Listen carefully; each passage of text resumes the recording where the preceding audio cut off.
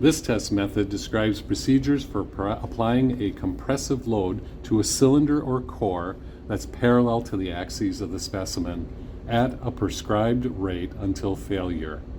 The equipment involved in this test are a compression machine that's capable of applying a rate of loading at 35 plus or minus 7 psi per second, a calipers with jaws that are a minimum 3 inches in length, a 2/10 inch rod, a 1/8 inch diameter drill bit, a 1/16 inch diameter drill bit, a carpenter's square, a mason's stone, a modified square, retaining rings with neoprene pads inserted, a 2/1000 leaf type feeler gauge with a plainness bar, and an optional debris guard.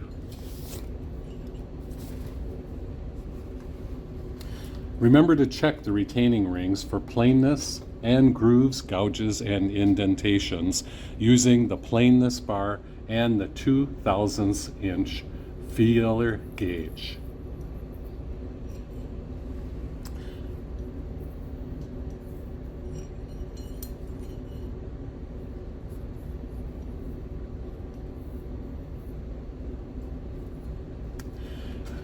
Test the specimen as soon as possible after removing it from the moist cure room or water storage tank where laboratory curing has been taking place.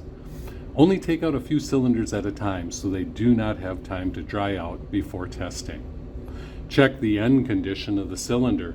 The end should not depart from perpendicular by more than 5/10 degrees on various diameters around the specimen. That test is performed by using a 1/8 inch drill bit at the tail of the specimen and the top of the specimen.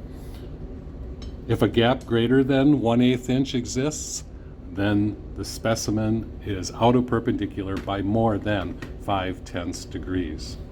Also check the end condition for high points or depressions that are greater than 2/10 of an inch if using unbonded caps, or 1/8 inch when using sulfur or bonded caps.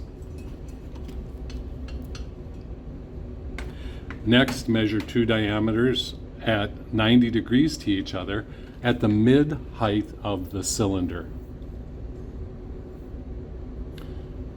Compare them to make sure that they do not depart by more than 2% from each other, which for a 6-inch diameter cylinder is 1/1200ths of an inch. Turn to the last page in Topic C of our textbook to find the worksheet we will use to perform calculations at a later date. Write the two diameters down on that worksheet to the nearest 1/100th of an inch.